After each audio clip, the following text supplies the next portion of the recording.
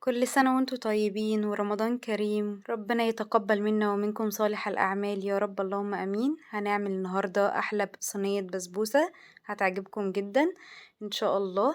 عندي نص كيلو من دي السميد، وعندي كوباية إلا ربع من السكر، هحط عليها كوباية إلا ربع من السمنة، يفضل انها تكون سمنة بلدي.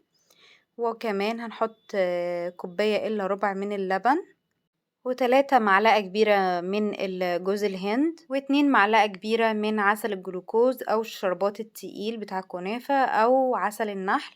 دي البدايل بتاعة عسل الجلوكوز، معلقتين كبار بس. هناخد بقى كل ده ونحطه على النار لغاية ما السكر يدوب، وبعد كده بسيبه يهدى خالص عشان خاطر مش هينفع ننزله سخن على دقيق السميد. عندي بقى الصينية دي مقاس 28، بطنتها بورق الزبدة ودهنت على ورق الزبدة سمنة بلدي.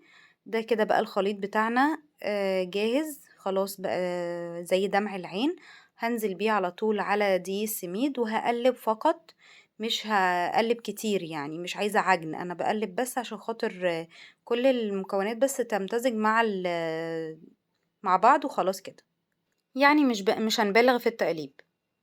ننزل بالخليط بتاعنا في الصينية ونسويه كويس جدا. لو حابة بقى ان انتي تحطي مكسرات براحتك جدا، انا حطيت لوز وبندق.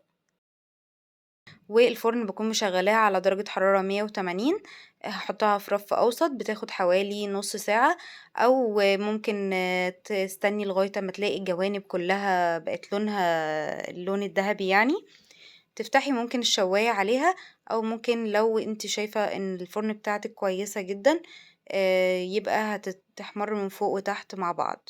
هنحضر الشربات، هنحتاج كوباية ونص من السكر وعليها كوباية ونص من المية وعصرة ليمونة ومعلقتين من عسل الجلوكوز على النار، وبحطهم على العين الصغيرة وبستنى 10 دقايق بعد الغليان.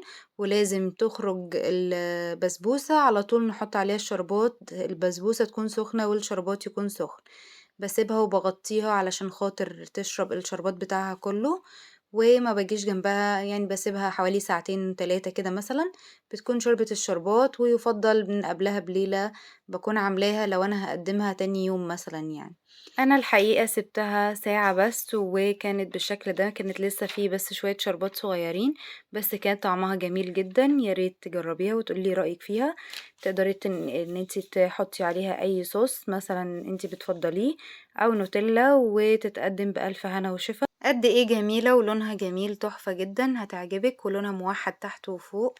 محبي البسبوسة بجوز الهند، أتمنى يكون الفيديو عجبكم، وياريت لو عجبكم الفيديو تدعموني باللايك والاشتراك في قناتي وصفحتي على الفيسبوك وصفة هدير سعد. شكرا جدا ليكم ولمتابعتكم ليا، ورمضان كريم عليكم، يتعاد عليكم باليمن والبركات يا رب، اللهم أمين. ربنا يتقبل منا ومنكم صالح الأعمال. ادعميني بلايك وبتعليق حلو حتى لو بحرف عشان توصل لأكبر عدد ممكن من المتابعين. شكرا جدا ليكم ولمتابعتكم ليا، ودمتم في رعاية الله وأمنه، والسلام عليكم ورحمة الله وبركاته.